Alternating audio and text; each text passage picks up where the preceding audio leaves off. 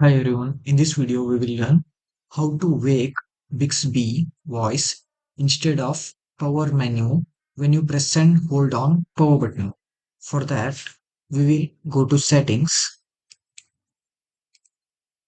here go down until advanced feature, here side button, here see it's in power off menu, right? Instead of that wake Bixby, click on that. Now we can come to home screen. Now press and hold on power button. See, instead of power menu, Bixby voice is getting wake up. So you have successfully changed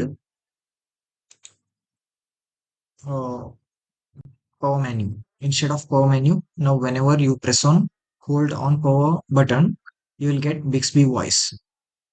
From this, unknown people can't shut down easily if your phone is locked and all. If you anyone else got your phone, it may be little secure as they can't switch off easily. Thank you for watching, guys.